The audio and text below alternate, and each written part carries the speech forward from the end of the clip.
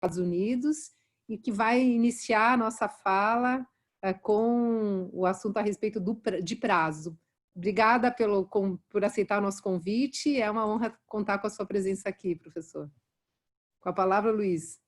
Professora Cláudia, boa tarde. Agradeço muito a gentileza desse convite. Parabéns pelo seu trabalho à frente da Comissão de Direito Processual Civil, sempre fazendo muita coisa, sempre estimulando que a gente debata e que a gente possa, em encontros como esse, ainda que não presenciais ao vivo, mas ao vivo virtuais, e também você que não está nos assistindo ao vivo, mas vai assistir depois, é um prazer ter todos vocês aqui. Professor Elia, professora Cláudia, professora Lete, professor Marco, prazer grande também estar com vocês aqui, dividindo esse espaço virtual, e a todos que nos assistem, seja no ao vivo, seja posteriormente. Do ponto de vista de considerações iniciais, a gente vai começar discutindo prazo, e eu só quero destacar a parte normativa relativa a este momento de pandemia e com prazos. Prazo sempre, como dito pela professora Cláudia, é um tema sensível. O advogado, a advogada não pode brincar e perder prazo, isso é terrível para a gente, não tem condições. Então, a gente tem que ser o máximo conservador nessa questão de prazo. Então, além das previsões do Código de Processo Civil, a gente tem que estar ciente das previsões jurisprudenciais, que muitas vezes não são nada agradáveis do ponto de vista da advocacia, aquilo que os tribunais, principalmente o STJ, acabam entendendo de prazo. Mas, como se não bastasse tudo isso, o momento que a gente vive, ele é bastante complicado, além, claro, do ponto de vista de saúde pública, bastante complicado, esperando que todos que estejam nos assistindo estejam com saúde, vocês e seus familiares, essa doença terrível que nós estamos vivendo nesse momento, não é verdade? Mas, além disso tudo, para a advocacia, a gente tem esse dificultador que se refere à contagem dos prazos. O cenário é posto de qual forma? Inicialmente, cada tribunal começou a editar as suas próprias portarias ou resoluções para dizer quando os prazos estariam suspensos. Então, no caso nosso, do Estado de São Paulo, o TJ, o TRT e o TRF soltaram portarias com datas diferentes de início de suspensão de prazo. Se a gente aplicar isso para o resto do Brasil, a coisa complica mais ainda. Para tentar organizar isso minimamente, o CNJ passou a editar algumas resoluções. Até o momento, e quando a gente começou a discutir este congresso online, este encontro online, eram 2, até o momento já são 3. E a gente não sabe quantas mais nós teremos ainda até o final desse período de pandemia.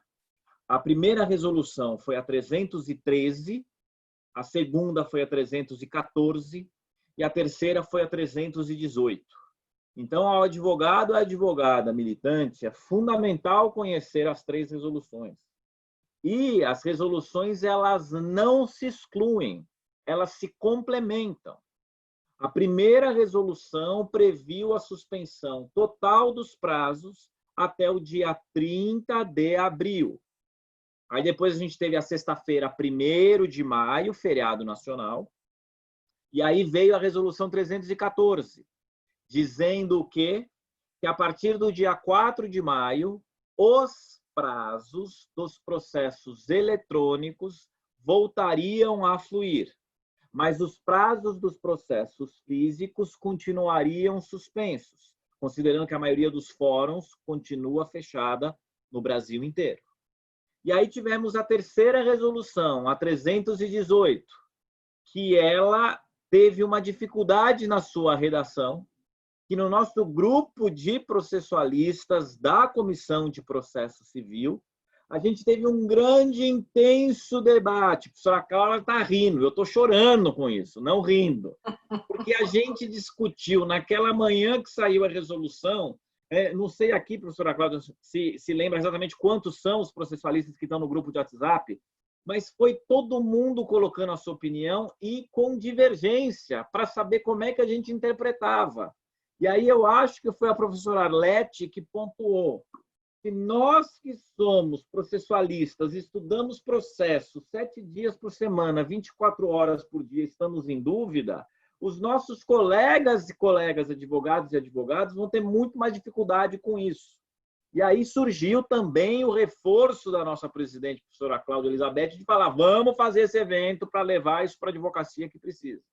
Mas, enfim, essa terceira resolução, apesar das dificuldades de redação, o próprio CNJ soltou uma nota para interpretá-la, ou seja, era uma redação truncada e complicada, infelizmente. Mas o que a gente tem?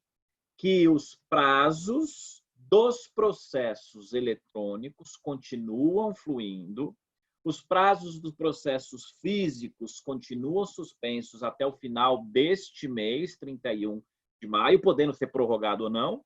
E aí a pitada adicional, que os locais onde existe o lockdown, automaticamente haveria a suspensão dos prazos, inclusive dos processos eletrônicos. Então, o cenário é composto por 3 resoluções, 313, 14, 18, e a situação de momento é processos físicos, prazos suspensos, processos eletrônicos, os prazos estão fluindo, salvo nos locais onde há lockdown e, por óbvio, onde for feriado. Coincidentemente, para aqueles que estão em São Paulo, capital, estamos hoje num feriado. Mas isso já é um segundo ponto. A título introdutório, essas são as palavras que eu gostaria de trazer para os colegas do ponto de vista de cenário onde estamos neste momento.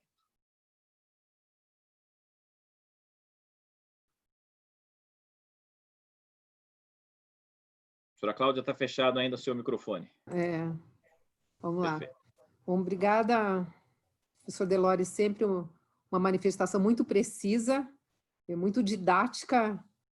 E agora vou passar a palavra para a nossa querida professora Arlete, que é doutora e mestre pela PUC de São Paulo em Direito Processual Civil, também é professora de Direito Processual Civil na graduação, no pós-graduação, nos cursos de especialização. E vou passar a palavra para ela, então. Obrigada, professora, por aceitar. É uma honra tê-la conosco. Muito obrigada, professora Cláudia. A honra é minha. Eu quero dizer, inicialmente, que eu faço coro com tudo que disse meu amigo Luiz Delori. Nós estamos, como já disse alguém, numa pandemia aí de suspensão de prazos ou de prazos, enfim. E se eu pudesse, eu diria para vocês, advogados todos que estão aqui nos ouvindo, vamos cumprir todos os prazos como se não houvesse feriado, como se não houvesse suspensão, e tudo correndo normalmente, porque os juízes também estão fazendo todas as intimações e dando andamento aos processos normalmente, nos eletrônicos, né, claro, e então seria mais tranquilo. Mas se eu dissesse isso, a gente não teria debate aqui, né? A gente tem que enfrentar mesmo todas as complicações que surgem aí dessa situação que estamos vivendo. E para colocar um pouco mais de pimenta nessa história, que já estava muito complicada com as 3 resoluções que disse o professor Luiz Delori, nós ainda temos a questão dos feriados, né? Que foram decretados aqui para a cidade de São Paulo, através do provimento 2558 de 2020, o Tribunal de Justiça de São Paulo, então, acatou esses feriados, decretou, então, feriado. Então, quarta-feira, quinta-feira, sexta-feira será um ponto facultativo, né? Mas o tribunal determinou suspensão do expediente também.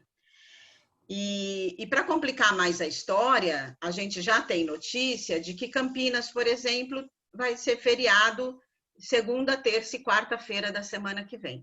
E nós também não sabemos aqui para São Paulo, e todo o estado de São Paulo, se segunda-feira será o feriado, que seria 9 de julho, né?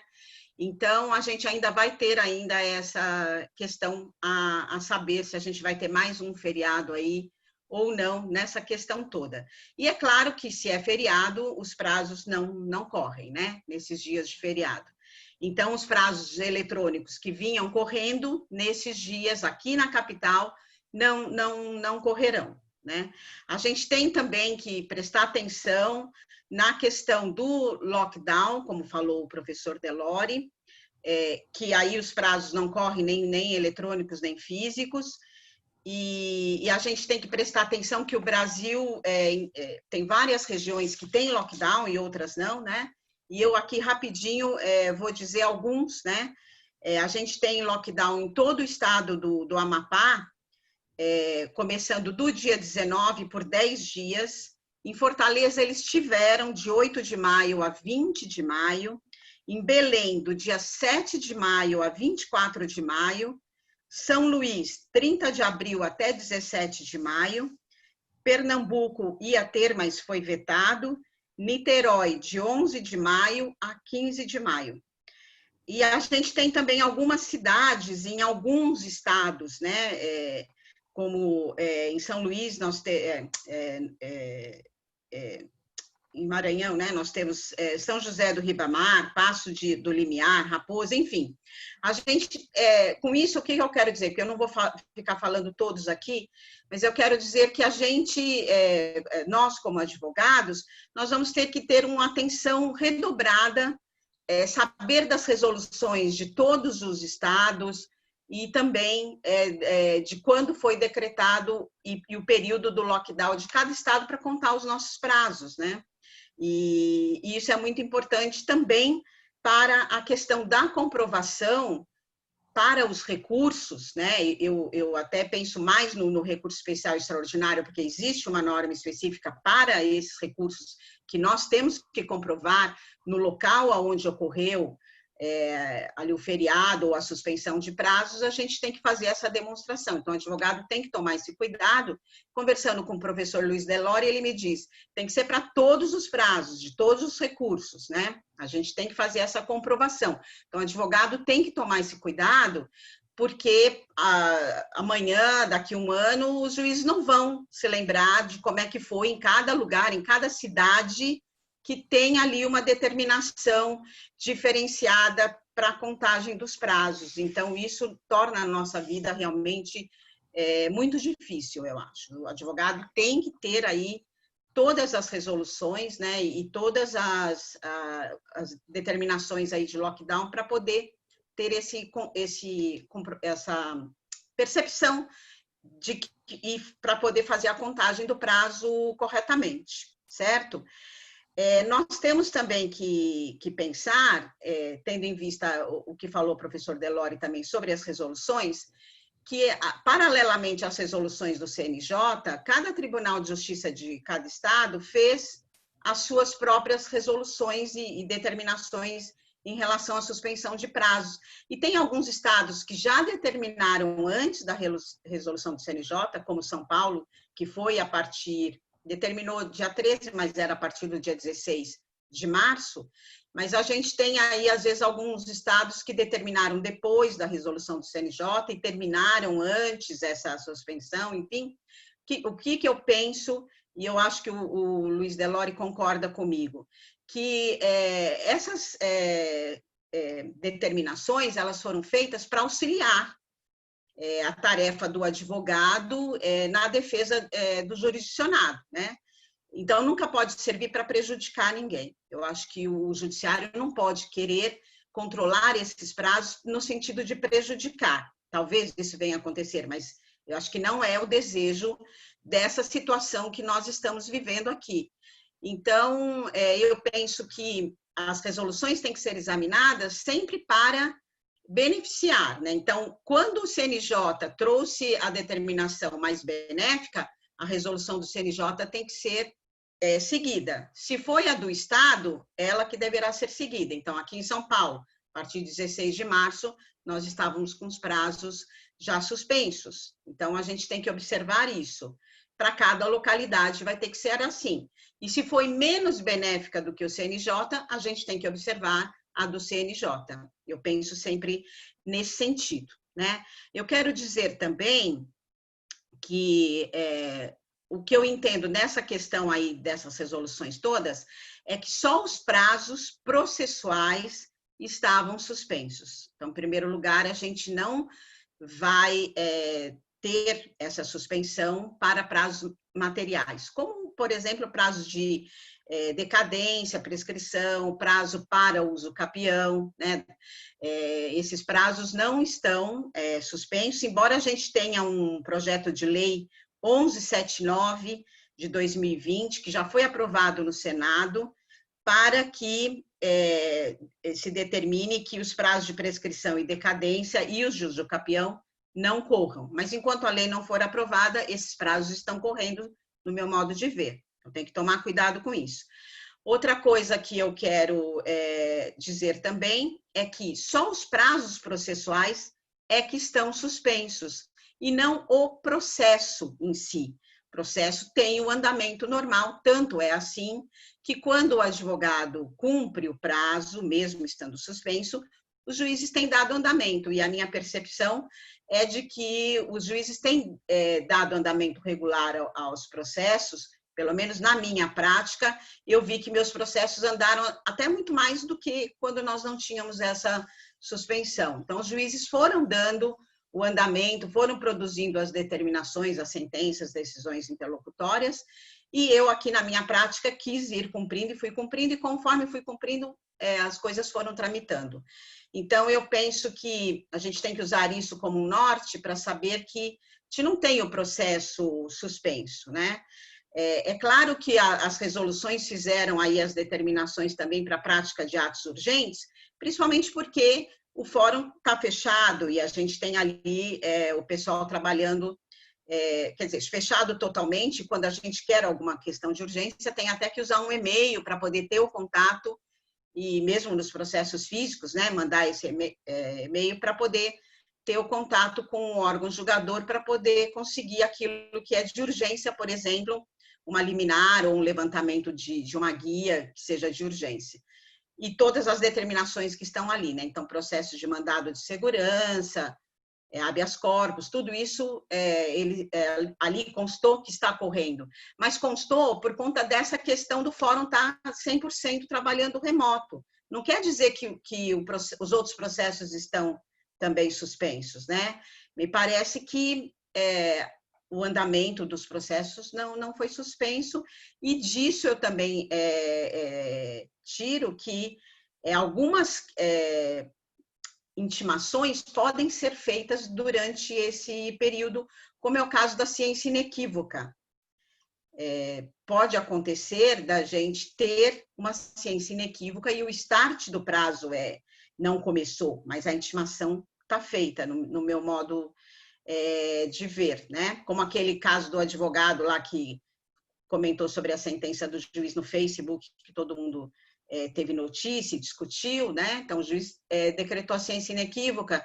Eu também tive uma ciência inequívoca por conta de ter feito o agravo contra uma decisão liminar para pagar alimentos, e quando o tribunal deu o efeito suspensivo e juntou na ação de alimentos, o juiz diz, então, já fez o agravo, ciência inequívoca, está intimado para o prazo da contestação. Então, meu prazo começou ali, quando eu já tive a ciência inequívoca. Então, a gente tem que tomar cuidado com isso, né? Então, essas situações podem gerar as intimações, isso não está suspenso, né?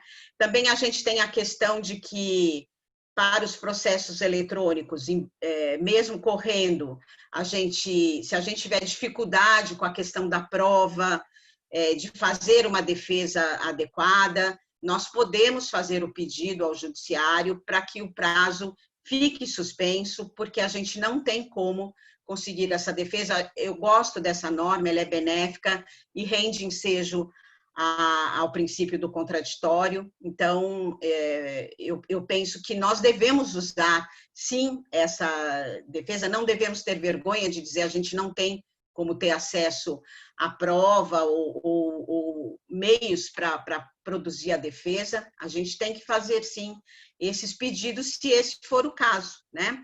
Aí a gente tem duas coisas para analisar, e eu prometo que é a última coisa que eu vou falar. A primeira nós temos que ter uma atitude cooperativa, eu acho, nesse momento também. Então, se nós somos capazes de cumprir o prazo, nós, profissionais, advogados, somos capazes de cumprir o prazo, eu acho que a gente tem que dar andamento a isso para não emperrar o judiciário, que vai ficar paralisado com todos os processos, porque nós não cumprimos os prazos, e depois vão dar andamento a todos depois que acabar essa situação, né? Então, se é possível cumprir, vamos fazer isso. Nos físicos é impossível, mas nos eletrônicos, agora que estamos tendo andamento, mas antes já podíamos ter feito isso, né? E a outra coisa é a gente lembrar, uma coisa em contraponto à outra. Eu acho que a gente tem que lembrar que tem muitos advogados e advogadas que não têm acesso ao meio eletrônico, né? Às vezes não tem nenhum computador para trabalhar, a gente percebe isso, a gente tem que entender que a gente não pode viver só na nossa bolha, de achar que todo mundo tem os meios todos para exercer a profissão. A gente vê muitos advogados na nossa prática diária fazendo tudo na sala dos advogados, porque não tem o acesso ao computador, a fazer o peticionamento eletrônico. Então, isso tem que ser também uma realidade que tem que ser analisada, principalmente pela OAB, eu penso. Então, é uma questão que deve ser, sim, debatida e demonstrada nessa situação que nós estamos vivendo.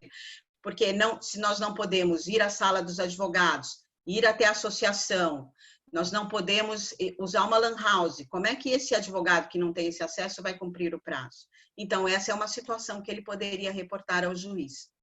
Enfim, acho que, num primeiro momento, são essas as questões, eu acho, que eu tinha que falar. Falei muito, né, Cláudia? Não, nunca fala muito. A gente sempre aprende com a sua fala. Obrigada pela sua participação, sempre profunda, trazendo muitas questões práticas para nós da advocacia. E eu queria aproveitar e fazer uma observação para todos os participantes. Se vocês tiverem questões, podem utilizar o espaço escrito. Nós, ao final, depois da fala, a partir das 18, vamos abordar eventuais perguntas que vocês tenham para nós, não é? E eu queria aproveitar uns minutinhos e fazer duas perguntas, uma para a professora Arlete e outra para o professor Delori. A primeira para a professora Arlete é uma questão que sempre se afigura adequada quando se trata de suspensão de prazo. Como é que ficam os processos urgentes, né? Porque nós tivemos, é claro, nesses 45 dias, um pouco mais, de suspensão de prazos pelas resoluções do CNJ e também dos tribunais, nós tivemos a suspensão dos prazos, mas os processos não ficaram paralisados.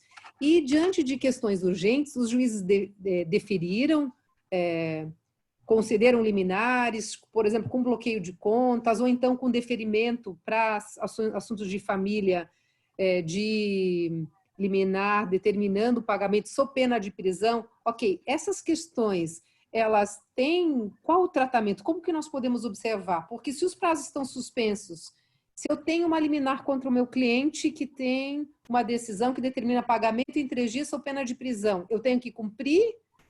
Ou eu tenho a tranquilidade de enxergar que esse período está suspenso, não é? Há quem defenda que esse período de suspensão é muito similar a um feriado, como nós estamos vivendo hoje. Então, o prazo no feriado iniciaria na segunda-feira, se o nosso governador, não antecipar o feriado de 9 de julho. Então, segunda ou terça, iniciaria. Então, eu teria até quarta ou quinta-feira da semana que vem para cumprir essa determinação judicial. Como ficaria isso? Essa é a primeira pergunta.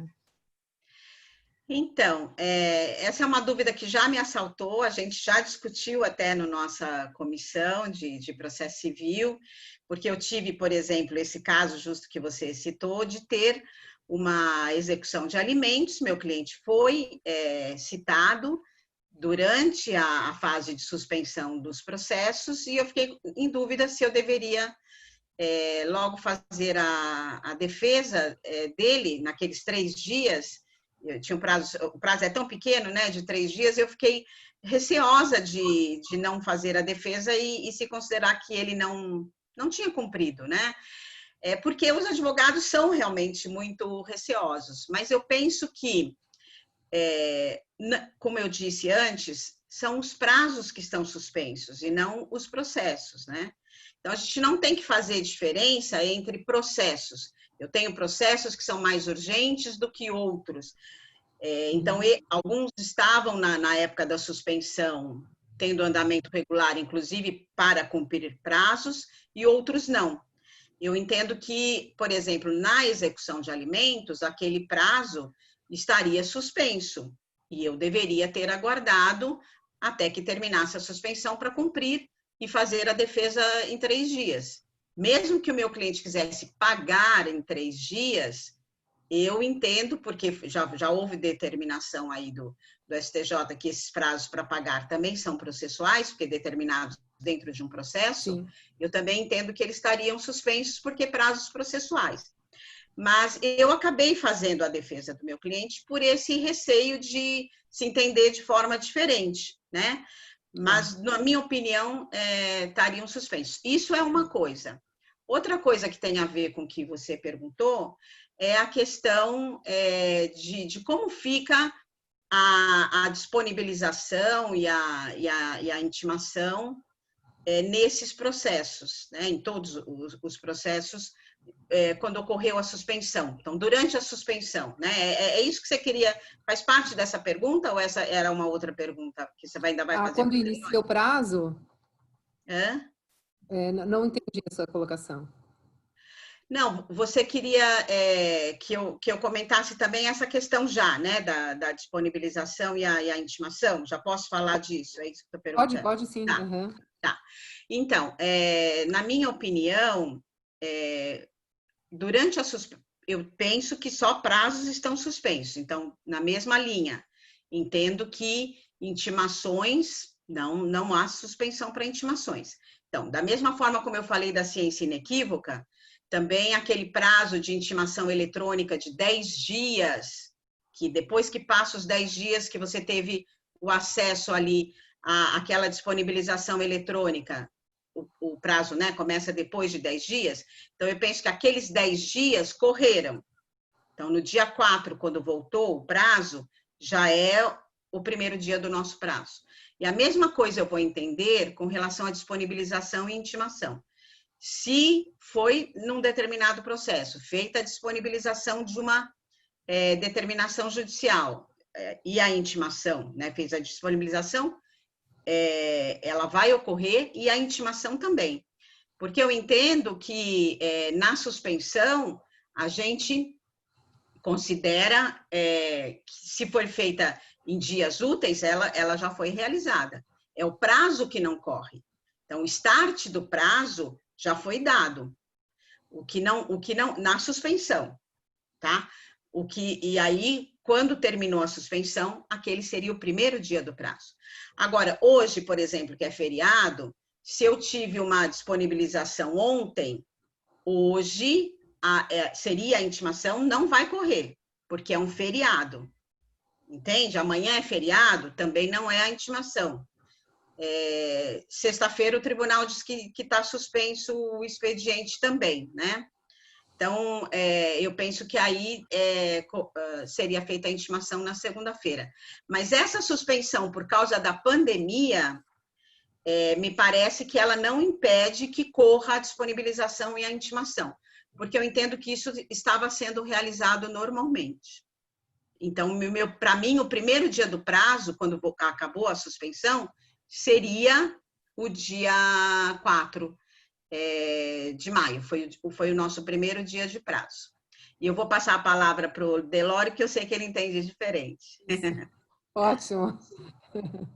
Olha, eu aproveito isso, professora Alete, e algum colega que está assistindo a gente ao vivo, não sei o nome dele e dela, está escrito aqui Working Freelancer, que fez uma síntese muito boa do que a gente está dizendo. Em relação ao prazo, meios virtuais estão deixando não somente o advogado, como as partes confusas.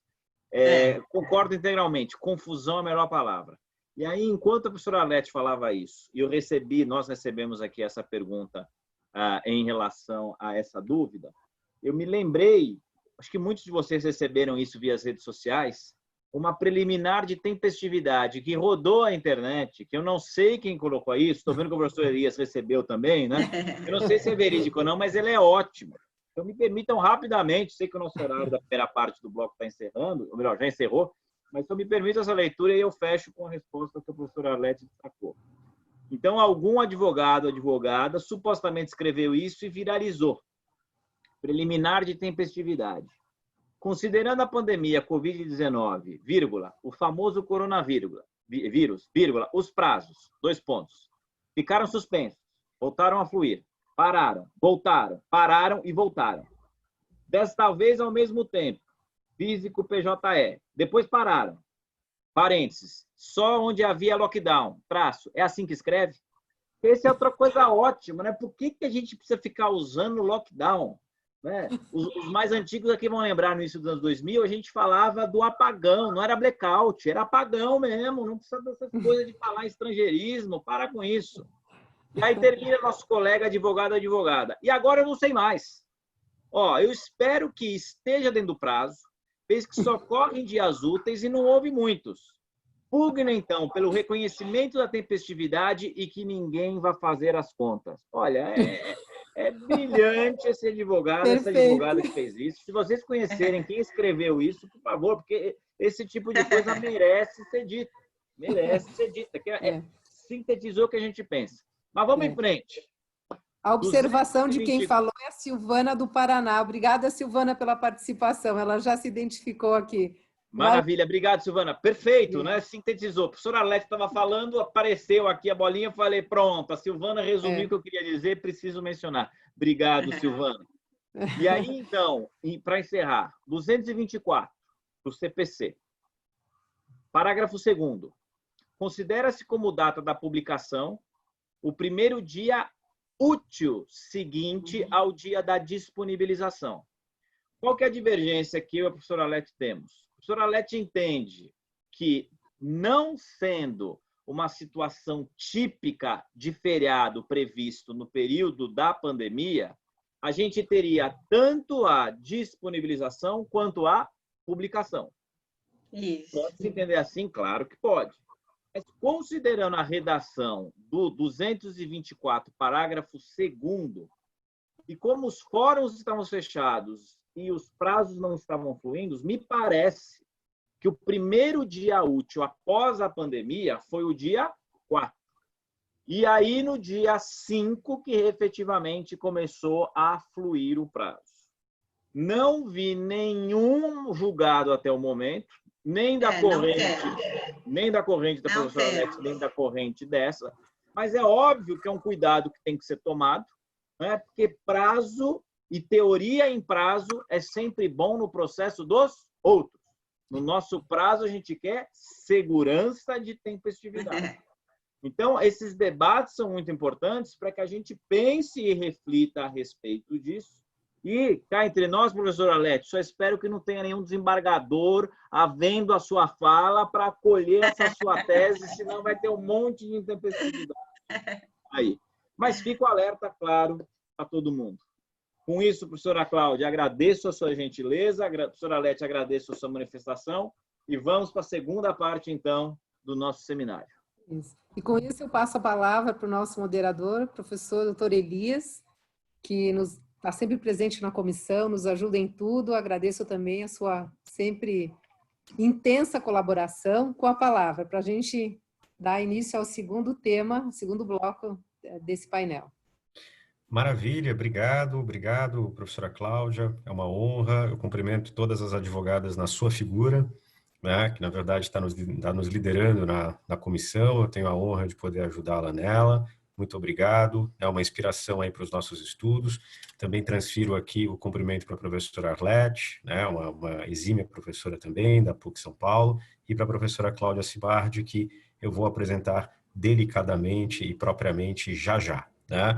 E para, na verdade, os advogados e os professores que estão nos assistindo, né, eu cumprimento na presença do professor Luiz Delori e do nosso vice-presidente aqui da OAB São Paulo, subseção de Tatuapé, Dr. Marco Antônio Kojorowski. Né? Bom, esse bloco ele é totalmente focado em audiências virtuais, né, e teremos aqui o debate entre a professora doutora Cláudia Cimardi, e o doutor Marco Antônio Kojorowski. A professora Cláudia Simardi, ela é procuradora do Estado, professora da PUC São Paulo, e mestre e doutora em Direito Processual Civil pela PUC São Paulo.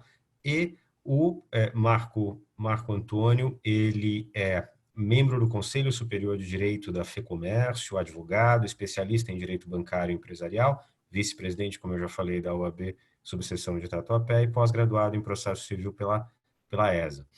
Observando aqui, na verdade, as dúvidas que são atinentes às audiências virtuais, né, e existem várias, eu tomei a liberdade de dividir com a doutora Cláudia e com o doutor Marco 6 perguntas. Né, e a minha proposta é que para cada pergunta, né, um inicie respondendo e o outro, se quiser, faz o comentário complementar.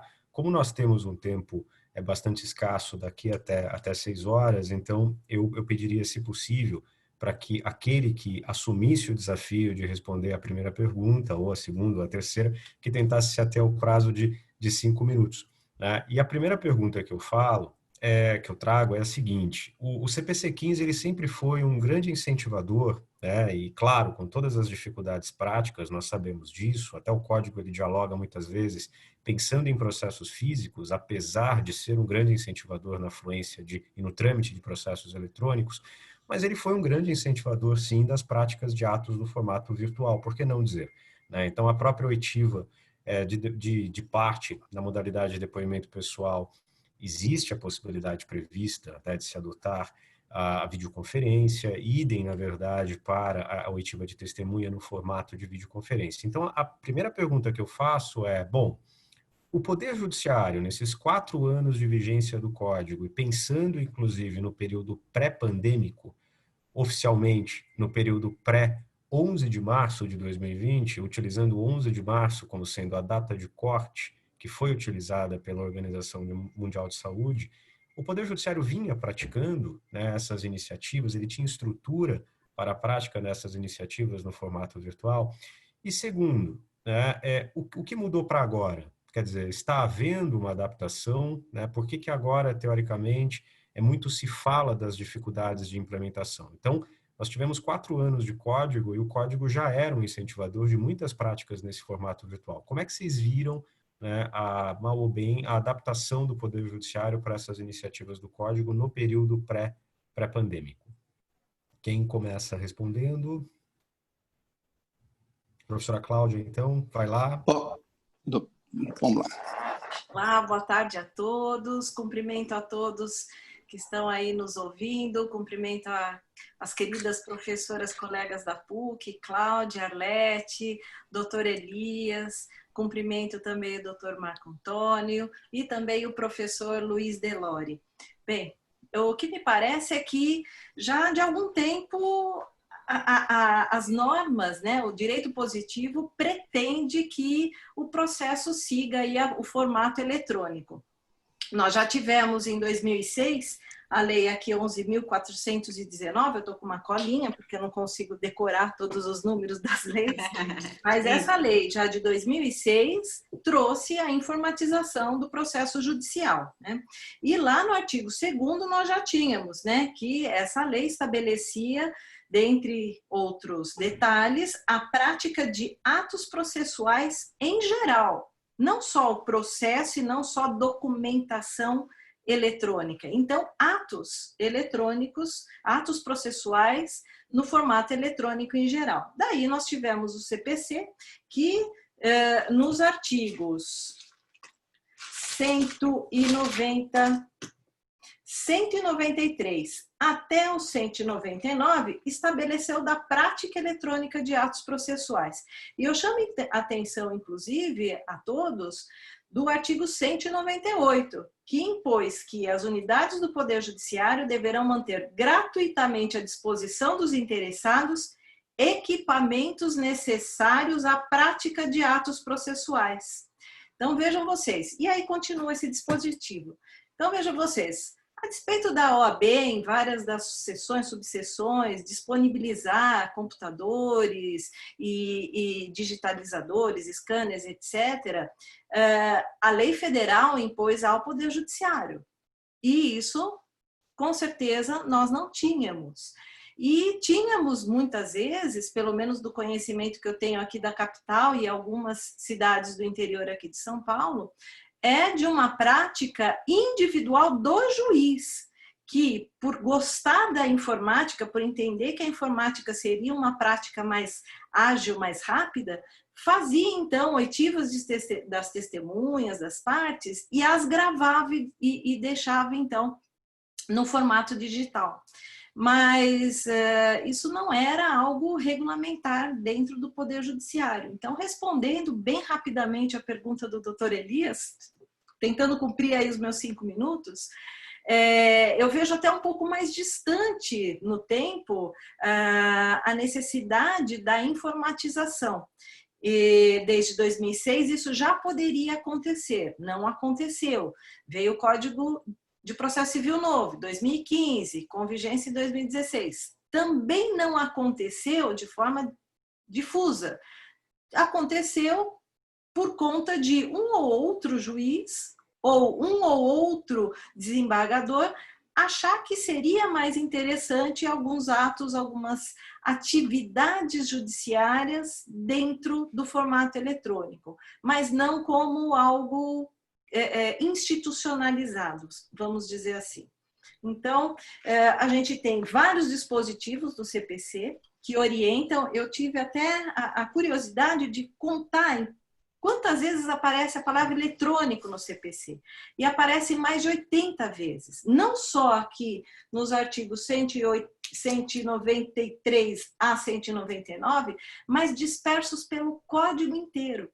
Então, o código incentiva as atividades eletrônicas, com certeza, porque isso agiliza, isso faz com que os processos tenham realmente uma dinâmica muito maior do que o processo físico. Mas nós não temos um mecanismo ainda à disposição, e aqui em São Paulo a gente sabe que um dos grandes problemas, por exemplo, é o arquivo de tanto material eletrônico. Então, o que nós temos agora é a corrida contra o tempo para disponibilizar mecanismos seguros, rápidos e bons o suficientes para a prática desses atos processuais. Nós estamos um pouquinho atrasados, mas quem sabe aí com grandes passos a gente consiga alcançar aí a realidade que já nos alcançou. Muito bom, professora Cláudia, muito obrigado. Doutor Marco, algum comentário adicional sobre essa pergunta? Sim, bom, primeiro eu quero agradecer a nossa presidente, doutora Cláudia Elizabeth, doutor Elias, professor Luiz Delori, a professora Arlete e a professora Cláudia, e também, como foi citado, nossa querida UAB Tatuapé, um grande abraço à doutora Rose e todos aqueles que estão nos assistindo.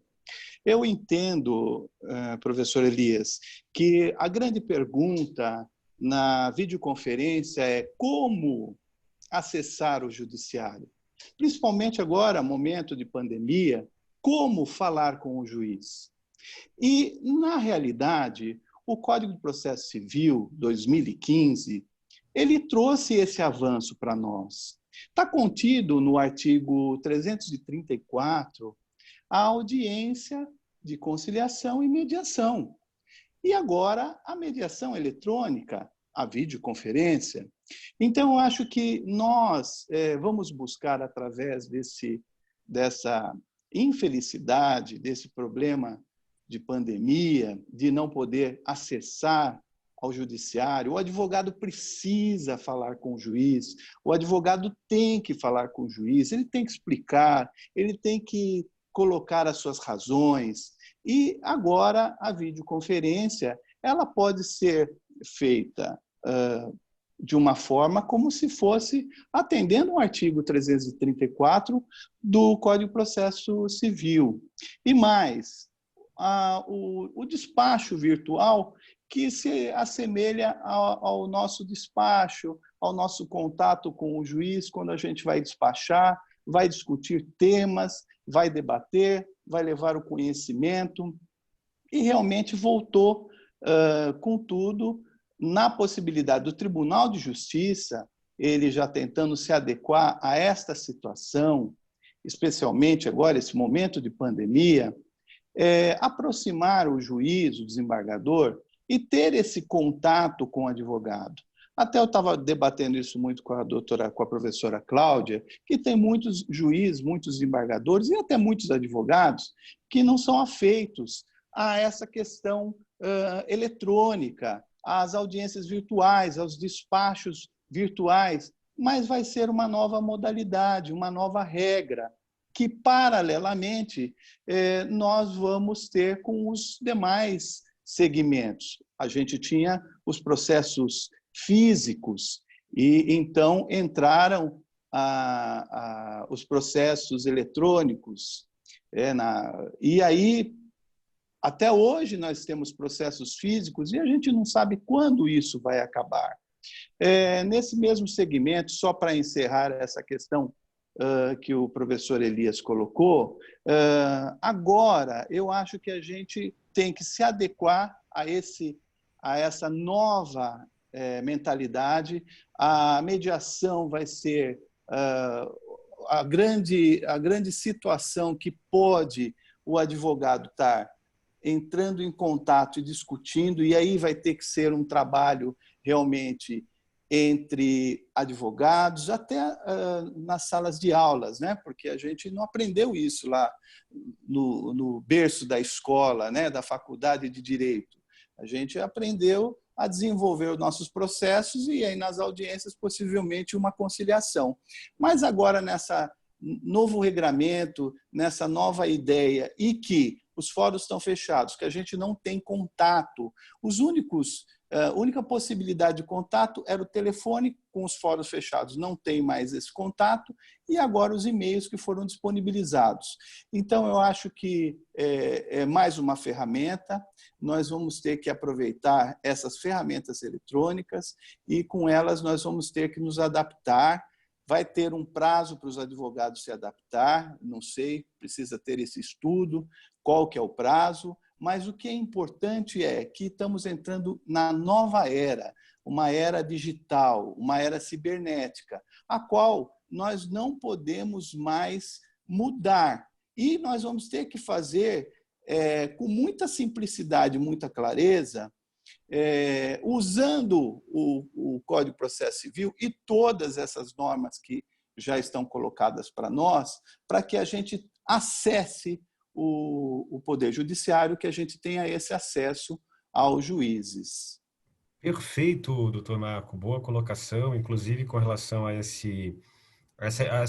importância de adaptação, né, do advogado, inclusive aos trâmites modernos, né? E parece que, já introduzindo a segunda pergunta e já endereçando ela a você mesmo, se o senhor permitir, a segunda pergunta ela trata justamente do artigo 6º, parágrafo 3º da resolução de 314, né, do CNJ. Esse parágrafo 3º, basicamente, ele se preocupa com relação à forma de intimação das partes e testemunhas, né, justamente para essa audiência virtual que vai ser, enfim, designada. A pergunta que eu coloco aqui para o senhor, que é um advogado militante, etc., quais seriam as dificuldades adicionais que nós temos nesse período de pandemia com relação a essa necessidade de intimação, na medida em que, geralmente, as intimações elas se dão, pelo menos de parte, e as testemunhas através de correios, e-mails, né? Quando você quer acessar a parte, muitas vezes, o e-mail, quando o advogado tem que intimar, por exemplo, uma testemunha, ele pode se valer do e-mail, pode se valer do correio, quer dizer, tem que juntar 3 dias antes da audiência a prova de que a testemunha foi intimada. Então, o que muda, né? O que na verdade, por que essa resolução teve essa preocupação com relação à dificuldade de intimação?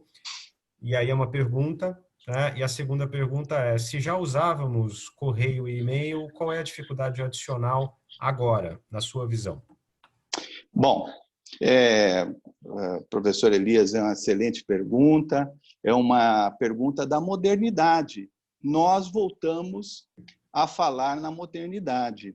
Existem outros meios de comunicação, existem outros meios que podem ser adequados perfeitamente a uma citação, né? O grande problema de fazer a citação queira uma mensagem de MSN ou uma mensagem no WhatsApp, é a questão da confirmação. Então, nós temos esse grande problema de ter essa confirmação. Os meios de comunicação, eles nos dão a possibilidade desta confirmação.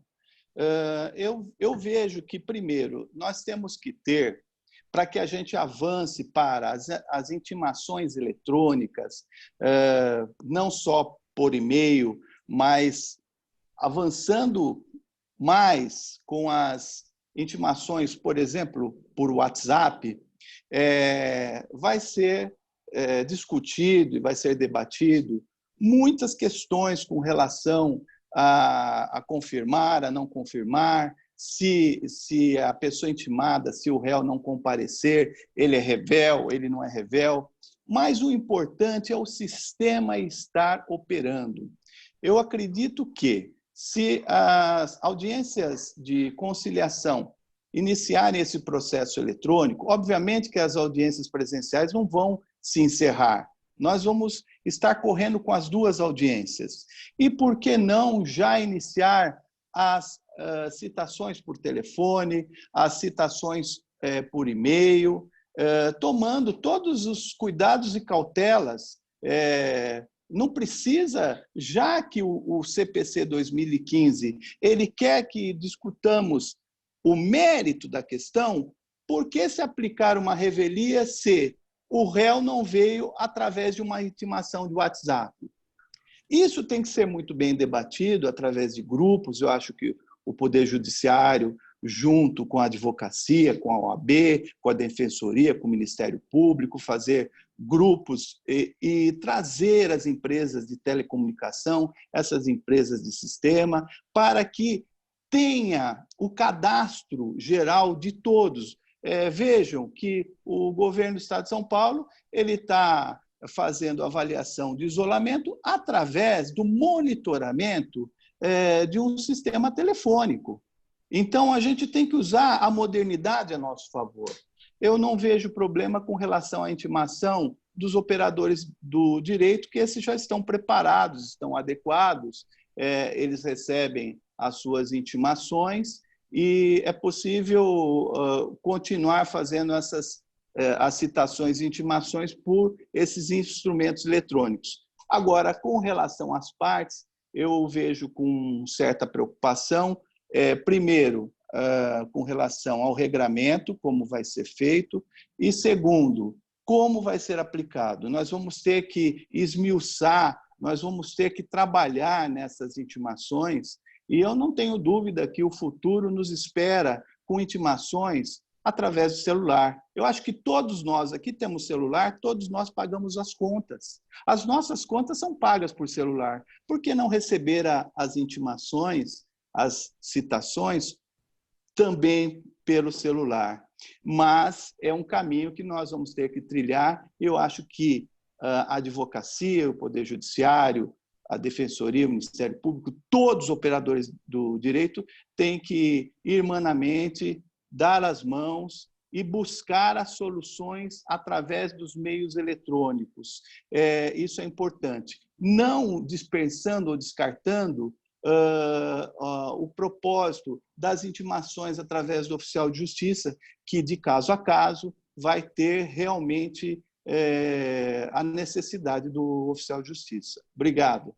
Eu que agradeço, doutor Marco, e eu já vou fazer a terceira pergunta para a professora Cláudia, se a professora Cláudia permitir.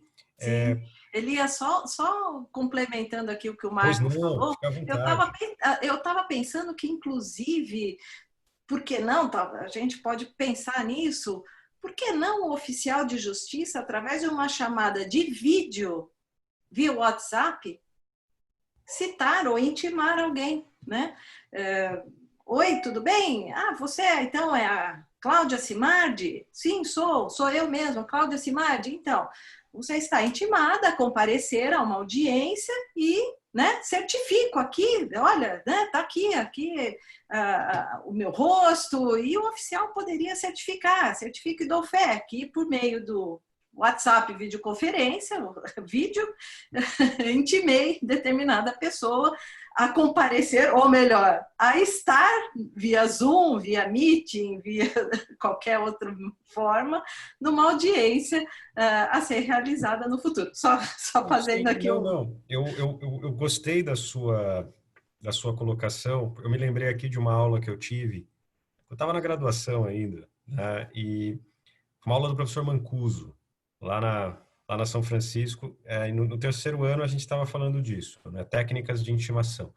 E ele disse que em determinadas situações de dificuldade extrema, intimações, por exemplo, ou mesmo citações através de radiofone, né? Através de métodos, na verdade, que façam com que a informação chegue, ela já, enfim, aquilo já seria satisfatório, né? Desde que o oficial de justiça e o próprio Poder Judiciário ficassem tranquilos com relação àquela realização da intimação, né?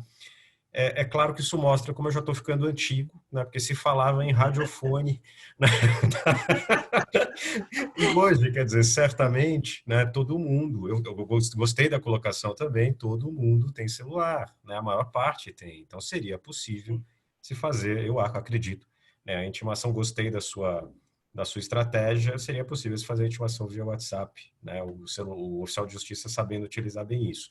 Mas, professora Cláudia, unindo aqui... Deixa eu só aproveitar, posso aproveitar e pegar o gancho também nessas duas... Claro, vai lá. O Marco destacou essa questão da confiabilidade de que foi efetivada a citação / intimação. E aí a Cláudia traz o exemplo de certificando isso. Vou trazer uma experiência que aconteceu comigo. Sou advogado de empresa pública federal, portanto, temos um grande volume de demandas.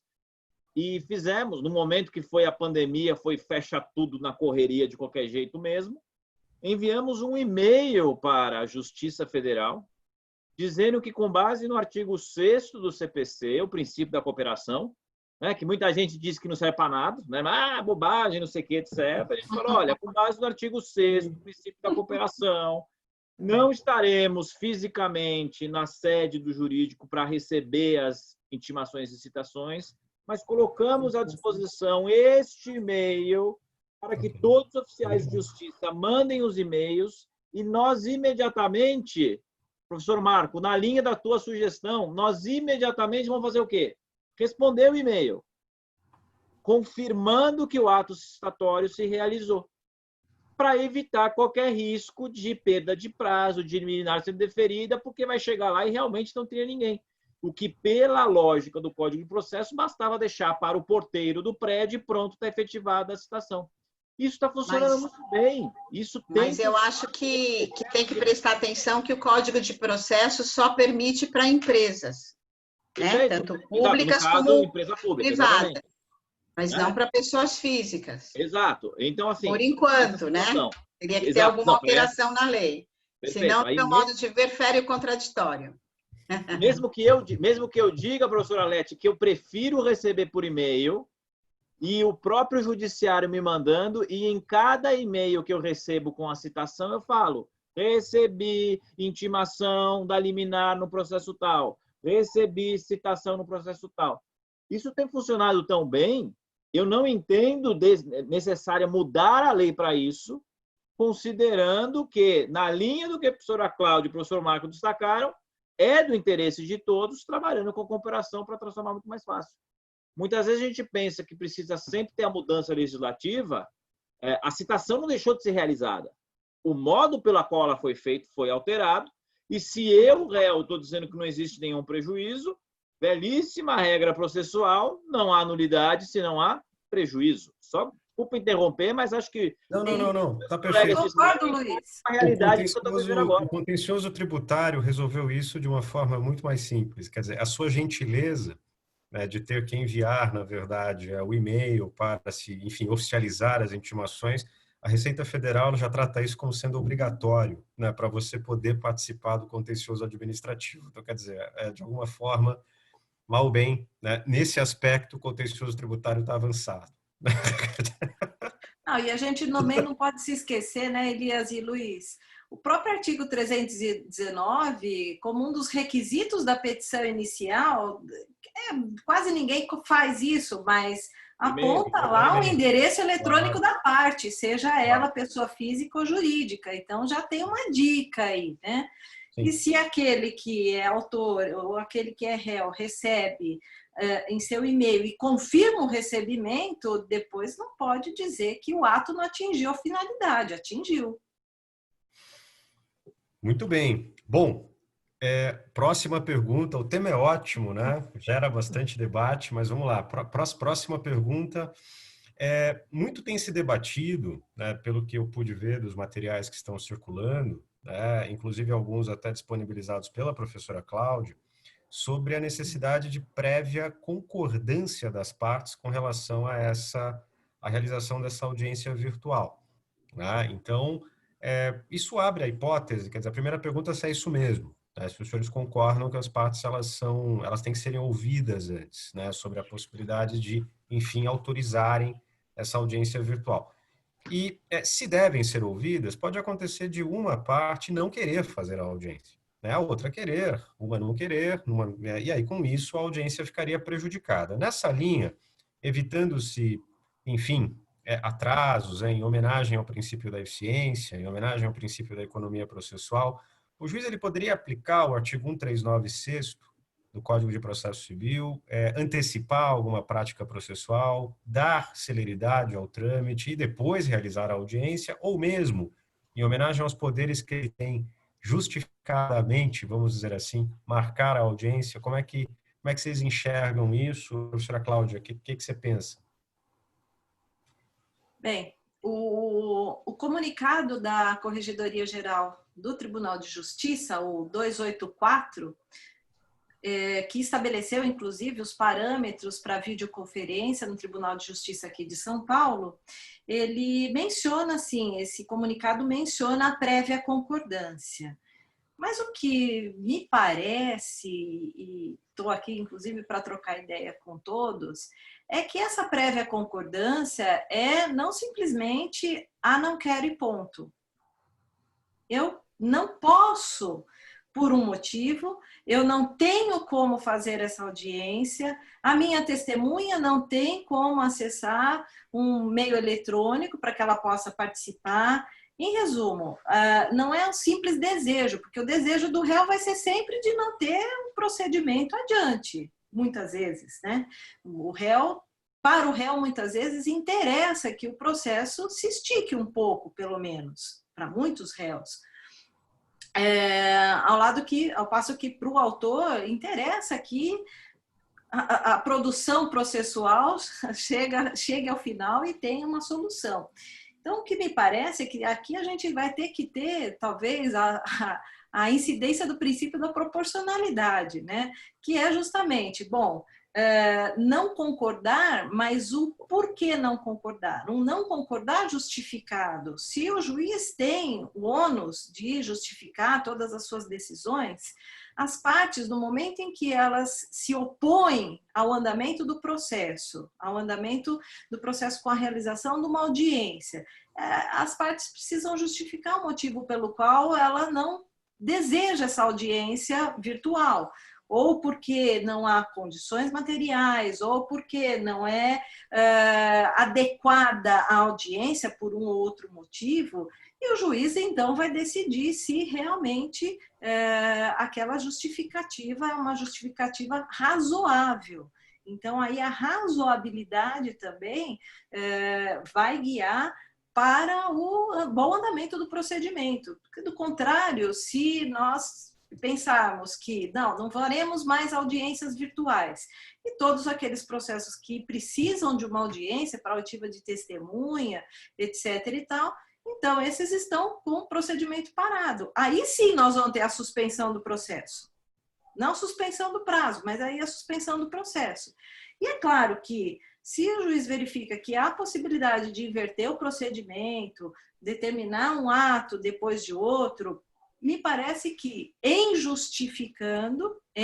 apresentando justificativa para tanto, não vejo motivo para que assim não seja. A abertura, o código dá essa abertura, mas penso sempre que, naquele ponto que o Marco Antônio tocou, né, da cooperação, Nesse momento, mais do que nunca, não só as instituições precisam dar as mãos e achar soluções, mas as partes também. E as partes, aquela que é recalcitrante, aquela que se opõe ao andamento do processo, ela tem que justificar o motivo pelo qual, porque sem uma justificativa mínima, não tem como se entender que a prática do ato não possa ser realizada. Então, me parece que assim seja. E o comunicado TJ assim estabelece, inclusive, estipulando aí a necessidade de que haja uma justificativa razoável, por incapacidade de meio, incapacidade de manusear os meios eletrônicos, vamos chamar assim. Só fazendo um parênteses, o meu pai está com mais de 70 anos e fez uma audiência eletrônica, né? Ele conseguiu, caiu a internet no meio da audiência, a juíza ligou para ele e depois de quase 20 minutos com ele no telefone, com toda a paciência, retomou a audiência no celular dele.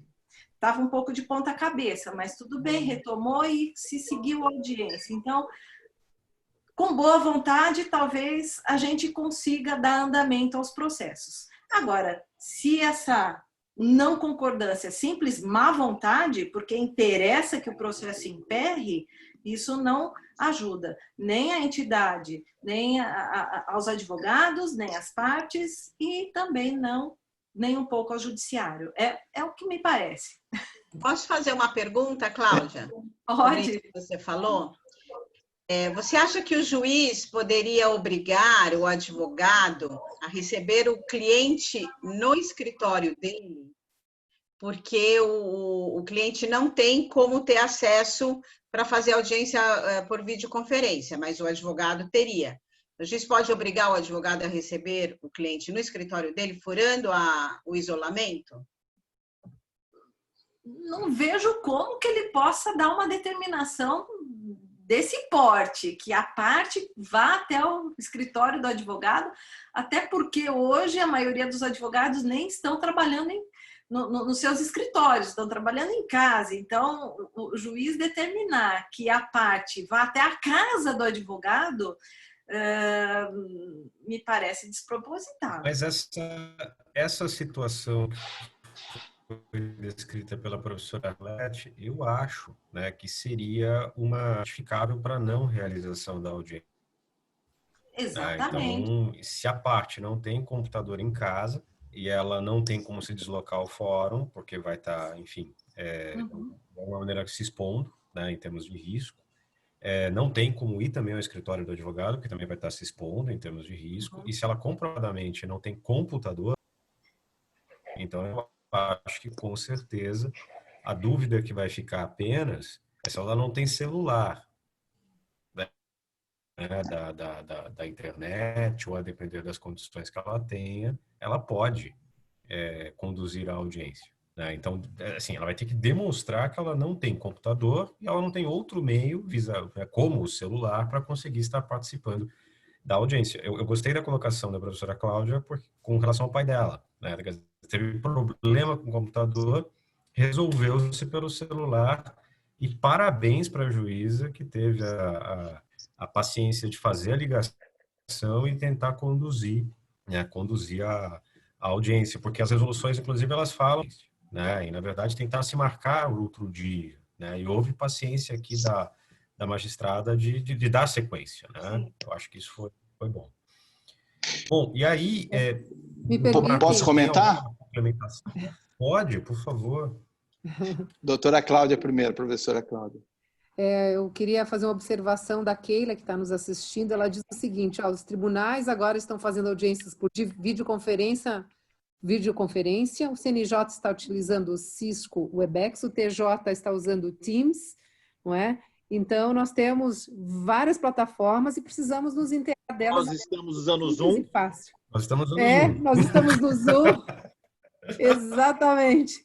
Então, isso não é tão simples. E o notariano que está conosco aqui, obrigada pela audiência, professor notariano, diz o seguinte, que está, inclusive, agora na pauta do TJ, parece que se atentou à questão das pessoas jurídicas estarem obrigadas a fazer o cadastro com endereço eletrônico. Eu acho que nas experiências, inclusive, o que eu sempre fico realmente muito atenta a um aspecto. A audiência inicial de conciliação, até a audiência voltada à definição das provas, audiência de saneamento, eu acho ok e viável, se tudo estiver ok. O maior problema é como garantir, se for uma audiência de instrução, o sigilo das partes e que as partes não sejam ainda, não sei se tem uma pergunta sobre isso, mas é que as partes ainda não sejam monitoradas ou orientadas a responder. Esse é o grande desafio, eu acho que, da realização das audiências no ambiente virtual. A gente encontrar mecanismos dentro desse conjunto de ferramentas eletrônicas que garantam que a prova testemunhal, a prova oral, que já é uma prova bastante controvertida, não tenha uma contaminação, né? A gente está aqui, muitas vezes, dentro do computador, com vários mecanismos de comunicação, com o celular ao lado, ou seja, há muitas possibilidades de comunicação que possam atingir a fidedignidade de uma prova. Bom, era isso.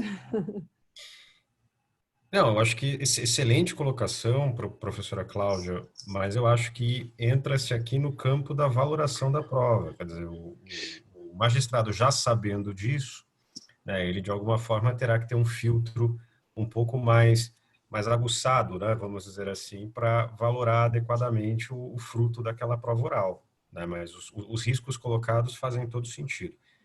Doutor Professor, Mário, vai lá. Então, eu estou me recordando quando aplicaram a multa no cinto de segurança dos veículos, porque até então a gente poderia colocar o cinto de segurança pela segurança da vida, mas ninguém colocava. Mas a partir do momento que colocou-se a multa, aí a pessoa passou a usar o cinto. Eu ouso a discordar da professora Cláudia, com todo o meu respeito, porque a audiência de conciliação, eu entendo, ainda mais se ela for audiência virtual, se ela for a videoconferência, não tem que ser não tem que exigir as partes a fazerem essa audiência. Pelo contrário, ela tem que ser uma audiência livre, espontânea. E o que não pode é, se uma das partes não quiser, o juiz não faz a audiência. Então, que ele transforme em um despacho virtual ou que ele transforme numa audiência para a parte que queira. Porque a audiência de conciliação ela é exatamente uma prévia de um saneamento do processo. Então, não tem sentido, não está se colhendo prova, não está se produzindo prova. Por que que nós vamos permitir, exigir uma audiência de conciliação, ainda mais em um ambiente cibernético? O que eu acho que o princípio da cooperação, conforme o artigo 6º do Código de Processo Civil, bem colocado pelo professor Delori, a gente pode utilizar facultativamente. O escritório do advogado, que tem o equipamento próprio, a OAB, que tem esse equipamento, pode ceder para o advogado. O advogado que tem esse equipamento no escritório pode chamar o cliente, e assim sucessivamente. Mas a audiência de conciliação, eu imagino ser obrigatória. É um ato que a gente está contrariando a dinâmica da nova modalidade do futuro. Então, a gente vai retroceder. Audiências de instrução, não. É outra questão. Colher prova, hoje, esquece, não tem como. É impossível colher prova hoje através de uma videoconferência. Talvez uma videoconferência com um preso, ou com alguém que esteja no exterior, ou que alguém que queira fazer uma prova antecipada, está dentro de um hospital, não sei se é possível colher essa prova dentro do hospital, enfim, qualquer modalidade que impeça a pessoa de ir ao juiz, queira agora em tempo de pandemia, queira pós-pandemia, eu acho que esse instrumento tem que ser valorado para a composição das partes, sem obrigação. Porque, a partir do momento que o risco, o problema não é perder a vida, é pagar a multa, aí quem vai pagar a multa é o cliente. Esse é o meu posicionamento. Vocês me desculpem, mas hoje nós temos que modernizar. Então, a audiência de conciliação ela tem que ser livre, quem quer aceita, quem não quer não participa, mas o juiz não pode impedir aquelas pessoas que querem a audiência, transformando talvez num despacho virtual. Obrigado, hein? Elias, se me permite... Eu que agradeço, doutor Marco. Na verdade, eu concordo com você, Marco, porque a gente tem que seguir a regra do próprio Código de Processo. O autor, ele disse, ele quer audiência de conciliação, mediação. Se ele diz que sim, então vai ser consultado, entre aspas, o réu no momento em que ele é citado. Se ele diz que ele não quer, não tem audiência, né? Então, segue a regra geral. O que realmente implica em dificuldade é a audiência de instrução, em que as partes vão ser ouvidas, em que testemunhas vão ser ouvidas. E aí é que entra a fala aí do Elias, que eu acho que bem se posicionou na questão valoração.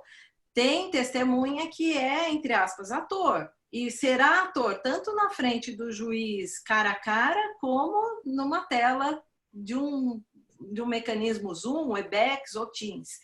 Então, acho que a gente continua com as mesmas regras do CPC. Audiência de conciliação, claro, só se nós tivermos ambas as partes assim desejando, né, fazer um acordo, uma composição amigável. Do contrário, é completamente desnecessária uma audiência. O juiz não vai nem se preocupar em designar. Última pergunta que eu gostaria de fazer para os dois debatedores, e claro, é uma pergunta que fica aberta. Eu tenho visto algumas reclamações dos advogados, principalmente os advogados que vão fazer sustentação, que os tribunais eles não estão prontos, na verdade, para acolher a sustentação oral nesse formato virtual.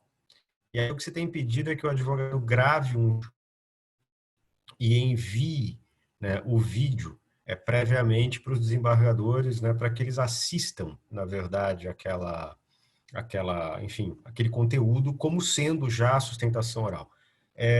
Vocês têm visto isso? Qual que é a opinião dos senhores? Quer dizer, isso supriria a importância da sustentação oral, que, no meu ver, gera o benefício daquele contato, né, pessoal que o advogado tem que ter com os desembargadores, com aqueles que vão apreciar a matéria, e muitas vezes, na sustentação oral, dada a performance, né, do advogado, pode ser que um ponto ali que tenha, na verdade, não esteja ali no rol de atenção dos desembargadores, dos julgadores, de repente aquele ponto ele é despertado, né?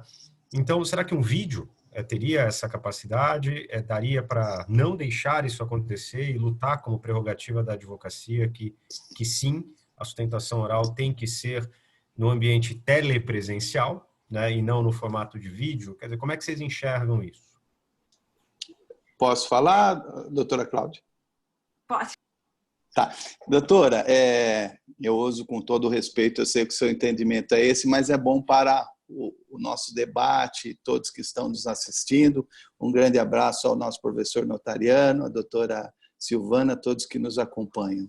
Eu entendo que temos que modernizar. O vídeo, ele é favorável sim, ele nada atrapalha. Aliás, o vídeo, o desembargador, o juiz, o desembargador, né, uma sustentação oral, ele vai assistir dentro do seu gabinete, ele vai colocar uma ou duas ou três vezes, ouvir o que o advogado está falando, prestar atenção, examinar os autos. Então, o vídeo, especialmente para as pessoas que são inibidas. Eu, por exemplo, sou inibido. Eu estou aqui com muita dificuldade para falar, mas diante de professores, mas eu preciso falar. Só que tem advogado que vê a câmera, ele sai correndo. Então, ele vai fazer um vídeo, é perfeito, é salutar. E a sustentação oral pela videoconferência, eu acho que veio para brilhantar os trabalhos tanto da advocacia como do tribunal.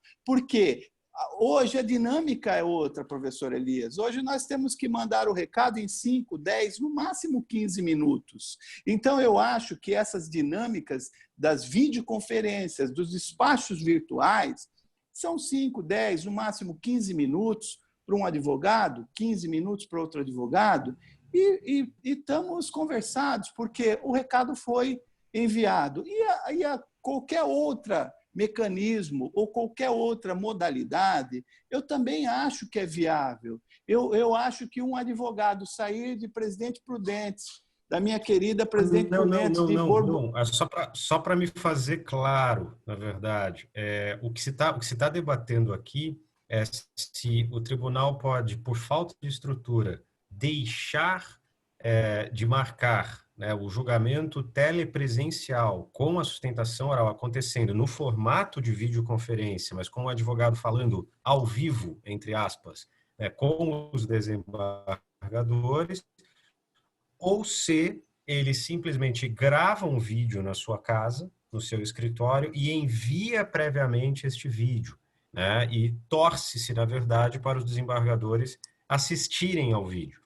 Então, o debate, quer dizer, na verdade, entre envio prévio do vídeo, torcendo-se para que os desembargadores assistam o vídeo, né, e aí depois você tem o julgamento, ou se o advogado tem que exigir que, na verdade, ele tenha os 15 minutos dele na sessão de julgamento e possa exercer o seu direito de sustentação oral por videoconferência, onde os 3 desembargadores vão ter que olhar para ele e prestar atenção no que ele está falando. Não está falando daquele exercício do direito de sustentação oral presencial no tribunal, até porque a gente não tem como nem exigir isso hoje. É perfeito. Se me permite, a resolução do CNJ 314, ela impõe praticamente que as sessões em videoconferência devem estar asseguradas da sustentação oral que tem que ser requerida com antecedência mínima de 24 horas. Me parece que o CNJ imagina que os tribunais estejam preparados, sim. Agora, se por falta de um preparo tecnológico não há essa possibilidade e os tribunais, então, bom, já que não é possível a sustentação oral, entre aspas, presencial virtual, que seja feita uma gravação, é um problema do tribunal. O tribunal teria que já ter essa garantia. O que é possível, o que se poderia fazer é dar uma opção, né, para aquele advogado que é um pouco mais tímido, então ele grava uma vez, não ficou bom, vou gravar de novo, agora eu não fui incisivo, deixa eu gravar de novo. E aí na 34ª vez ele, agora eu emplaco, agora ficou legal, agora eu mostrei o meu recado, passei o meu recado. Então dá essa opção para o advogado, mas não dar apenas esse meio da gravação, já que o próprio CNJ assinalou que, no artigo 5º, as sessões em videoconferência têm que assegurar a sustentação oral. E me parece que a sustentação oral na sessão. Então, não dá para entender que seja reproduzido durante a sessão um vídeo, que já é alguma coisa também, né? Vamos pensar. Bom, agora nós vamos fazer uma sessão virtual, vamos reproduzir o vídeo aqui do advogado que ele gravou em casa. Ok, mas a ideia do CNJ, pelo menos da leitura desse artigo 5º, é que durante as sessões se abra a oportunidade para o advogado virtualmente, mas de forma imediata, falar, né? Apresentar a sua manifestação. E aí, por opção dele, se ele quiser gravar depois, né? Ou melhor, se ele quiser gravar antes, com antecedência, ok.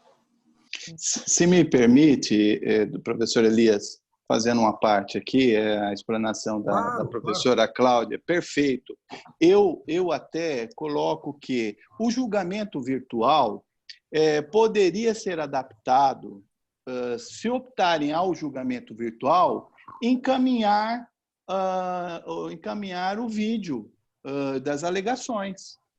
Eu acho que uma coisa não atrapalha a outra. Se for na videoconferência, uma sessão com videoconferência, e os advogados terem lá seus 10, 15 minutos para mandar o recado e os desembargadores já prontamente decidirem, é uma modalidade. Mas na modalidade que eles já aplicam, que é o julgamento virtual, poderia ser implementado o encaminhamento do vídeo dos colegas. Então, os colegas, entendendo pelo julgamento virtual, mas querendo mandar seu recado, depois da 30ª vez, manda o vídeo e seja o que Deus quiser, né?